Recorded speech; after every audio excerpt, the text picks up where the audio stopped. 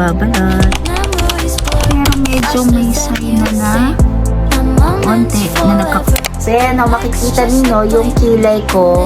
Parang napansin ko, wala na siyang, hindi na siya nagbabalat. Ewan ko kung magbabalat pa to, pero kagabi, parang naramdaman ko, may onting makate. Pero napansin ko, dahil siguro, nag-facial wash na kasi ako. 25 days na ito, after na magpa-eyebrow, ko. So, ayan, ganyan na siya. So, para na siyang, natural na lang. Parang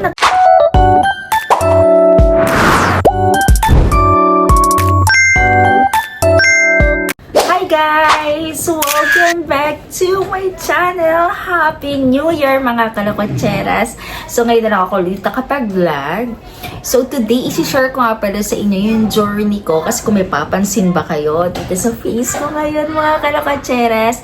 Ayan, alam naman natin diba, kilay is life. So ngayon, at nakapag-decide na ako. Actually, ilang months ko pinag-isipan ko talaga, itutuloy ko talaga yung microblading ng eyebrow ko. So, ngayon makikita niyo eyebrow ko is, ayan na, di ba, mayroon na akong color. Pero, today is second day pa lang. So, ipapakita ko sa inyo hanggang tuluyan na siyang magbalat. Actually, kasi mag-aano siya, yung mga yan, magtatanggalan pa yan. Kaya kung mapapansin yung kilay ko, medyo parang makapal pa yung color niya. So, yan.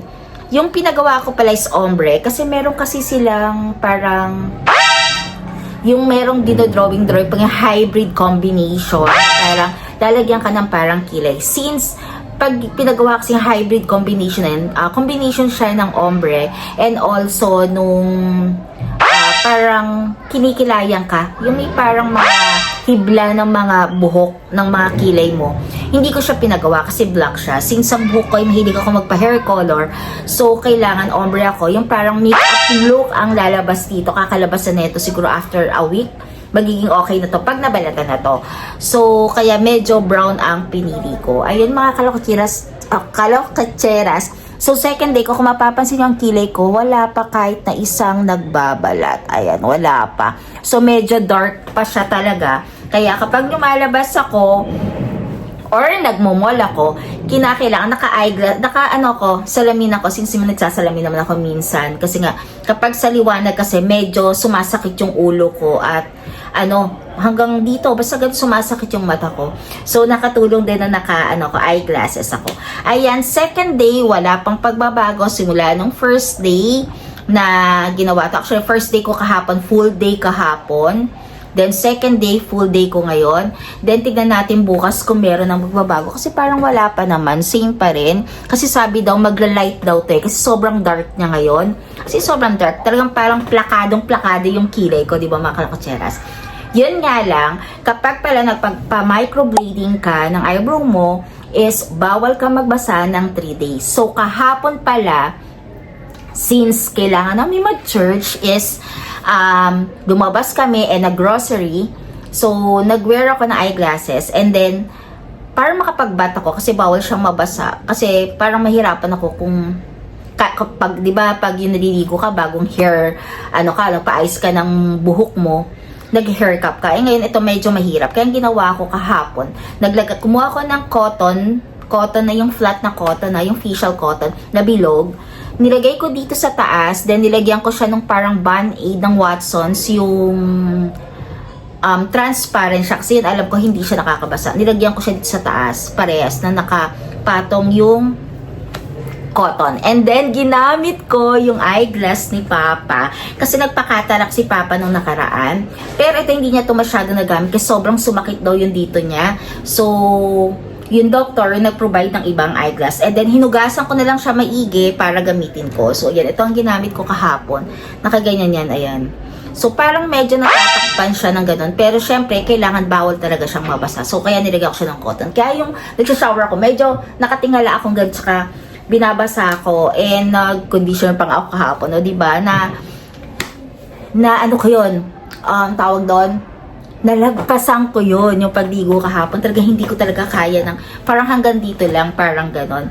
So, ayan, wala pang babago sa second day ko. Ipapakita ko yan sa inyo hanggang tuluyan na siyang magbalat, ganon, mawala na, and mag-light na. Kasi sabi sa akin, mag-light pa daw to.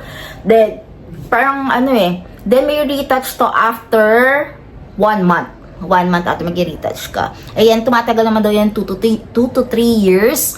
Then, ikaw, nasa iyo kung gusto mo pang ipa-retouch. So, yan, excited ako kung ano ikalalabasan ng kilay natin kasi parang, di ba, walk up like this. Mga kalakwatseras, ayan na, may kilay na tayo na dati wala tayong kilay. Ayan, alam nyo naman, di ba, ang ina-achieve natin, di ba, yung may kilay tayo. Yung parang wala tayo, di bang aayusin na. Kasi ako nagpe-pencil ako, pero nagpe-pencil ako ng kilay ko, pero ng mga nakaraan, hindi na dahil sobrang kapag kailangan mo na umalis, parang ganun, malilate ka na, so aalis ka na lang, so ito, hindi na. Pagising mo, ayan ka na, di ba? Pagtulog mo, ayan na, sabi nga sa akin ni Nanab, para daw lagi daw kami nga aalis, kasi pag nakikita daw niya yung kilay ko, para daw lagi kami may pupuntahan, para daw aalis kami, ganyan.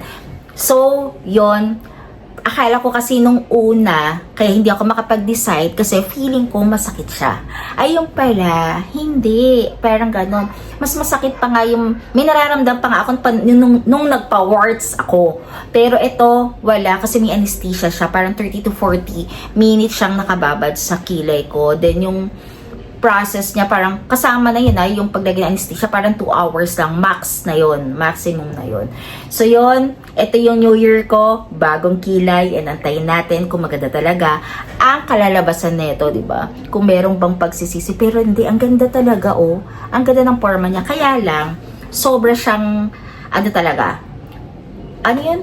Pak na pak talaga yung kilay ko ngayon, so kaya inaantay ko siyang magbalat na, para, di ba, kasi after 3 days ko bukas, then kasi 3 days after 3 days daw pwede nang basain. So makakaligo ka na ng maayos, pati kilim babasa mo na makakapag. Bawal ka nga pala muna maglagay ng mga kahit na ano sa face mo. Kasi baka mamaya kahit na toner lang pag pinagpawisan ka, 'di ba? Ayan, nainitan na ako. Parang babagsak at babagsak siya dyan. So ingatan na lang natin. So yan mga kalkatseras, bibigay ako ulit sa inyo ng update tomorrow, ika-3rd day ko.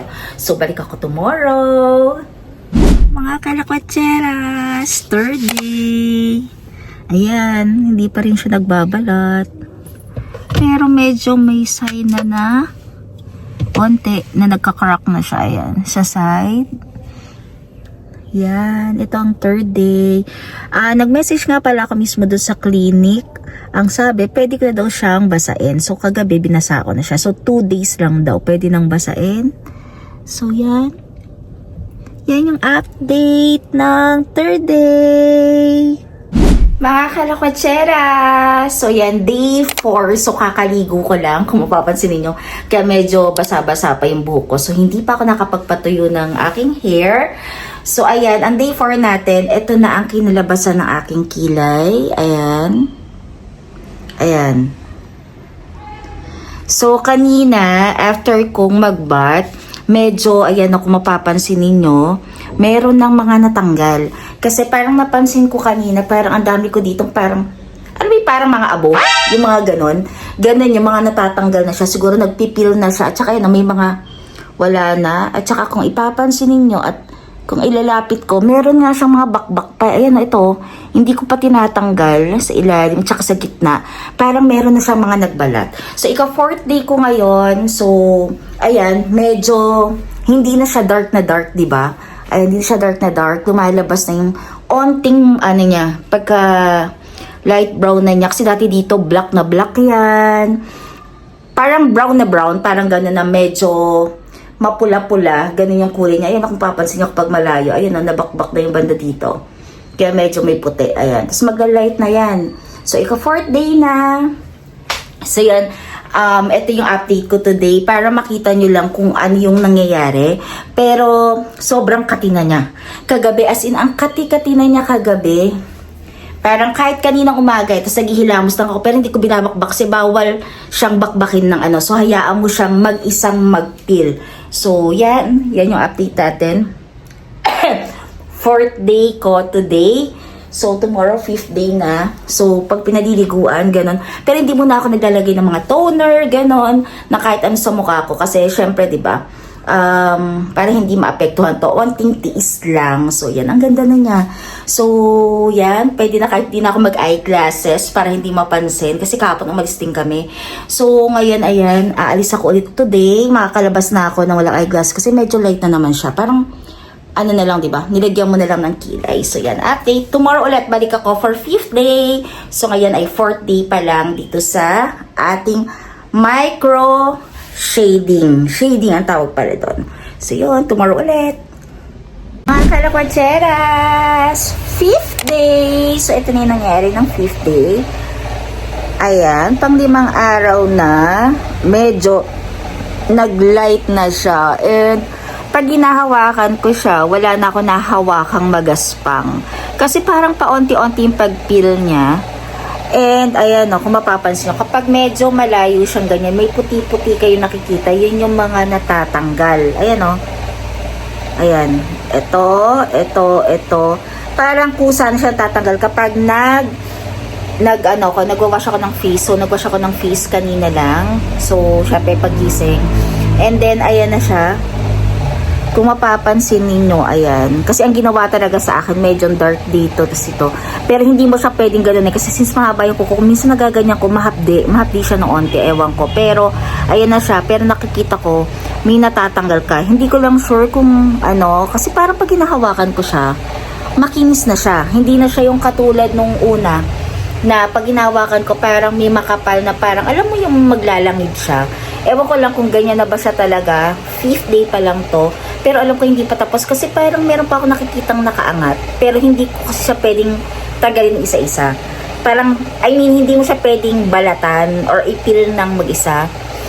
Nang kayo ang magpipil, dapat siya mismo ang magtatanggal. Magtatanggalan lang. Ayan. Pero makati siya, mga kalakatseras, kagabi. Kating-kati ako, siguro may mga natatanggal pa. So, ayan ang 5th day. Ayan siya. Lapit ko pa. O, diba, eye bags ko na nakikita. Ayan. Wala kasi nakalagay sa mukha ko ngayon. Nag-lipstick lang. Ayan. So, update today. So, tomorrow ulit. Mga kalakotseras, day 6. So, ayan, makikita ninyo yung kilay ko.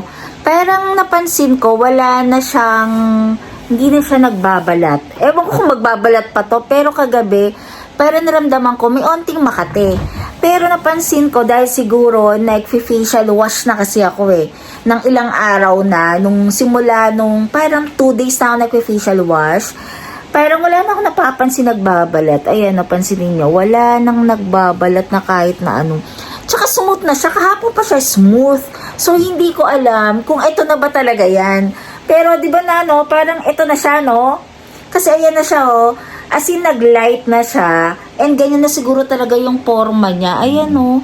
Kasi wala na ako nakikitang kahit anong pagbabalat. Tapos, then, pag hinahawakan ko, hindi siya katulad ng 2nd day and 3rd day na parang pag hinahawakan ko, parang alam yung naglagay kayo ng yung ink, or parang alam yung nahawakan kayong, ang tawag sa ganang sugat, yung tuyo.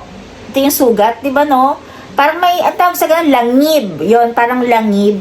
Na parang ganang may dry ka na hawakan. Ngayon, hindi, smooth na. Simula kahapon. Kaya iniisip ko, sabi ko, parang hindi naman siya yung nagbalat ng bonggang-bongga katulad ng ibang mga nakikita ko nagbabalat. Or dahil siguro kapag nagwawash ako or nagwawash ako ng face ko, as in, pinadadaanan ko siya talagang ganun. Sumasama na rin siguro doon. And unlike nung nakaraan na parang kapag after kong maligo or mag-wash ng face sa morning, may nakikita ko ditong parang mga maliliit na parang mukhang abo, parang gano'n. Ngayon wala na talaga. So feeling ko, ito na yon. Pero sabi sa akin, nag-message ako sa mismong clinic, ika-10th day daw, doon ko ilalagay yung pinaka-cream na binigay nila sa akin. Yung cream pala is free yun. May binibigay na cream. So ayan na siya. So ayan yung day 6 ko. So feeling ko yan na yun. No? Pero try natin bukas, balik tayo. Kasi parang wala na, oh. Yan, wala na ako nararamdaman. Ayan, wala na. And hindi siya nag-crack maigi nung katulad na nakaraan. Akala ko magla-light pa siya na mag-light. Pero yan na yun eh, oh. Nag-light na siya na onte na parang light brown. Kasi yung ginawa talaga sa akin nung mismong artist is yung parang light yun dito and mas dinarkan daw niya yung dito. Ayan, ganyan. So, after a month, babalik pa rin pala ako para mag-retouch neto. So, feeling ko, eto na yon. Pero, try ko pa rin, kasi actually, kakaligo ko lang din ulit eh. Kakapatuyo ko lang ng buhok. Then, try natin bukas. Ayan. Kung meron pa akong makikitang pagbabago. Pero, parang feeling ko wala na. So, tomorrow ulit, update ako kung ano yung magiging ano na itong sa kilay ko. Pero feeling ko ito na yon. Day 7, mga kalakwacheras. So, wala na nangyayari dito sa wala na nagbabalat or kahit na dito sa aking kilay. So, I think ito na talaga siya. Ayan. Ito ang ika-day 7 ko. So, yan. Pero kanina, parang may napapansin ako na parang medyo nangangati lang siya. Pero wala na eh. Wala na siya nagbabalat talaga. Kahit na ganyanin ko siya, wala na. So, siguro, ito na talaga yung maishishare ko sa inyo na last. Nasa day 7 ko. Ayan na talaga ang kinalabasan niya. So, maganda talaga siya. As in, mas nag-light siya. Ayan o, light na lang siya. At hindi na siya dark na dark. And kala mo pagising mo talaga nakakilay ka na. So mga kalakatseras kayo, ina-advise ko kung mahilig kayong magkilay and kung gusto nyo para laging nakaayos kayo, yan. Pwede kayong magpa-micro shading. Micro shading pa lang ang tawag doon. So, ayan. Ang color nito is brown. Brown yan eh. Dark brown siya. Parang medyo hindi lang medyo napapansin. Pero, ano yan, brown yan. Dahil ang hair ko ay merong hair color, kaya brown ang pinalagay ko. So, yun mga kakatseras, kung nagustuhan itong vlog ko, please don't forget to like, share, and subscribe pa rin sa YouTube channel ko. Siyempre, Jala Kakatseras pa rin. So, yung mga hindi pa po nagsasubscribe, please subscribe na po. Hindi lang ako talaga masyado nakakapag-upload. Pero, ito yung day 1 to 7 ko dito sa micro shading na napagdesisyonan ko na ngayon 2026 ay para meron namang pagbabago, di ba? So, mga kalakwacheras, so today, actually, nakaraan na ang pang 25th ko na. So, 25 days na ito after na magpa-eyebrow ko. So, ayan, ganyan na siya. So, para na siyang natural na lang. Parang kilay na lang na parang nakaayos lang, parang ganyan na parang makapal lang yung kilay mo or yung eyebrow mo. Nilagyan mo lang siya ng onting parang color, parang ganun. Kung mapapansin nyo, ayan siya. Huwag nyo na pansinin kasi may pimple ako dyan. May tumubong dilaw malaking pimple. So, ayan, napansinin nyo, wala na oh. Ayan na siya. Para nilagyan ng onting color dito, ayan, and then nakaporma lang siya. And then may tumutubo na nga mga onting mga dito, mga buhok dito, ayan. So, ang ganda niya. Kasi at parang paggising mo pa lang, parang, ayan ka na. Parang ready ka na umalis. Ako parang nagpa-powder na lang ako. Then, lagay lang ako ng lipstick. Then, ready to go na ako. So, ang masasuggest ko kung maninipis yung mga eyebrow nyo. So, pwede kayo magpa-eyebrow shading. Yung una natakot ako. Di ba nasabi ko naman sa mga videos ko. Pero, good thing is, ayan, maganda yung Pero parang, 1 week mahigit, parang medyo matapang pa rin yung niya, yung color niya. Paunti-unti pala. Hindi pala ako nakaranas nung nakikita ko na parang nagbabalat siya. Hindi ko na naramdaman yun. Or dahil kasi, pagising ko sa morning is, nag-wash ako ng face and then nag-facial wash ako. Siguro sumasama na siya. Yung pagkate, yung makati na onte, makate oo. Minsan dahil mahaba ang aking nails, nagaganyan ko pero hindi man siya nasusugatan. Pero minaramdam ko onting hapde. Pero wala naman. Then, mini-message ko rin yung clinic na after 7 days or 5 days, pwede na rin daw magpa-facial. Ayan, then gumagamit ako. Balik na ako sa toner ko, facial wash ko, lahat. Balik talaga. Then yung sunblock, kapag lumalabas ka, balik ako sa lahat. So, wala namang ano. And, binigyan nga pala ako, di ba, ng cream. Sabi naman sa akin kasi ng clinic, pwede ko naman daw hindi gamitin. Actually, hindi ko ginamit yung cream. Wala naman nangyari. So, ayan naman. Di ba? Buhay naman tayo. And maganda naman yung kilay natin. So, yan, gusto ko lang mag-update today. Kaya hindi ko pa ina-upload yung video ko since, no, dapat na-upload ko na siya after nung last, di ba? Nag-outro na nga ako nung last eh. So, ngayon, papakita ko lang sa inyo yung itsura niya. Lalo na pag mag-1 month na siya. Actually, meron pang free, itatouch pa daw nila to eh. Parang i-retouch, parang ganon. Pero hindi ko sure kung babalik ako, parang ganon. Depende kapag may time. After a month daw, pwede daw magpa-retouch. Pero iniisip ko kasi parang okay na siya. Pero sabi nga sa akin nila na baka daw para lalong tumagal yung parang effect niya. So, kailangan daw, pa-retouch. Kaya lang parang iniisip ko, baka mamaya tumapang na naman, diba? So, pag lalabas ka naman, kasi parang siyang yung color niya ng bago, second day, third day, fourth day, fifth day. Parang yung mga taong hindi sanay sa'yo na may kilay ka, parang ganon, iisipin nila parang, grabe naman yung kilay nito, parang grabe ka naman maglagay, di ba, ng pang kilay mo, parang ganon. So, yun lang din yung mga, medyo, actually, naiilang, kaya nga, di ba, nung mga nag-church ako, lumalabas ako, nagmamall ako, nag-eyeglasses ako, parang ganon. Kasi parang hindi siya masyadong pansitin, kasi eyeglass na naman yun kasi nga talagang medyo, minsan sumasakit yung ulo ko kapag yung, masyadong maliwanag yung light, pero hindi malabo ang mata ko. So yun, nagsusuot ako kasi medyo natatakpan siya hanggang dito pero yun, eto yung result. And kung tatanungin niyo ako kung i-advise ko na magpa-eyebrow shading, yes kasi The last day goes, they expand and shrink. ang laking tulong niya, diba? And yung time na alis kayo, na parang pagising ninyo, ganyan na kayo. Lalo na kapag may biglaan kayo may darating, parang magmamadali kayo. As in, ang ganda talaga. So, yun mga kalapatseras, kung nagustuhan itong video ko today, please don't forget to like, share, subscribe pa rin sa YouTube channel ko. Sobrang tagal ko na hindi naka-upload mga kalapatseras, pero ito, i-share ko lang sa inyo yung journey sa pagma-micro shading ko. And ayun, mali nyo next time, ano naman kayo ang papaano natin? Wala na. Pero ito lang naman kasi talaga, sobrang tagal ko pinag-isipan to, halos taon, months, bago ko siya gawin talaga. Pero ayun, ginawa ko na nga ngayong January. Sabi ko nga na, sige na nga, go na. Siguro kasi takot lang naman ako kasi baka masakit. So anyway, hanggang dito na lang.